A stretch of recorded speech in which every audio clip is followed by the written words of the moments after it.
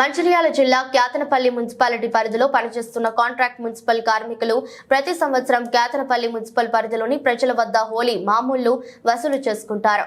అందులో భాగంగా ఈ సంవత్సరం కూడా ఆదివారం నాడు ఉదయం విధులు ముగించుకొని 9వ వార్డుకు హోలీ మామూళ్లు కోసం వెళ్లే క్రమంలో దుకాణం వద్ద ఉన్న కౌన్సిలర్ పారుపెల్తి తిరుపతి కార్మికులు నమస్తే చెప్పిన క్రమంలో కౌన్సిలర్ కార్మికులను తన నోటికొచ్చిన అసభ్య పదజాలంతో దూషిస్తూ బెదిరింపులకు పాల్పడుతూ కొట్టడానికి మీదికి రావడం జరిగిందని, నిత్యం ప్రజల ఆరోగ్యాలను కాపాడుకోవడంలో ఆ కాలనీలను శుభ్రంగా ఉంచడంలో కీలక పాత్ర పోషిస్తున్నారని, మున్సిపల్ సఫాయి కార్మికులపై ఇలా దౌర్జన్యానికి దిగిన కౌన్సిలర్ పై కఠిన చర్యలు తీసుకోవాలని, అలాగే కార్మికులకు బేషరతుగా క్షమాపణ చెప్పాలని ఈ రోజు కార్మికులు నల్ల రిబ్బన్లు ధరించి విధులు నిర్వహించారు. ఈ కార్యక్రమంలో మహేందర్, తిరుపతి, దేవవరం, రాజు, శ్రీనివాస్, శంకర, నరేష్, రాజాలింగు తదితరులు పాల్గొన్నారు. పారిపల్లి తిరుపతి కౌన్సిలర్ 9వ వార్డు అన్నగారు కూకున్నారు. అన్నకు నమస్తే అంటే ప్రతి కౌన్సిలర్కు నమస్తే పెడతాం అన్నారు, మర్యాద చేస్తున్నారు.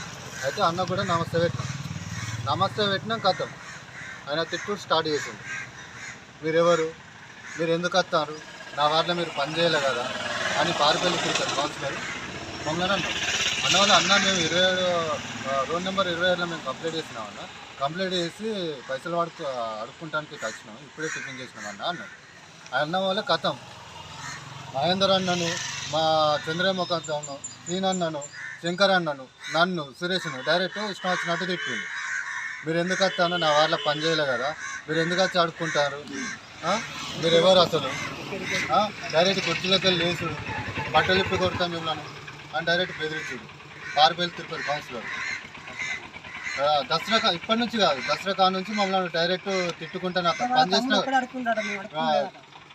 అంటే దసరా కాడ నుంచి మమ్మల్ని తిట్టుకుంటేనే వస్తాడు డైరెక్ట్. మేము పని చేసినా కూడా చేయలే అంటాడు డైరెక్ట్. ఏమన్నా అంటే సార్లకు ఫోన్ చేస్తా అంటాడు.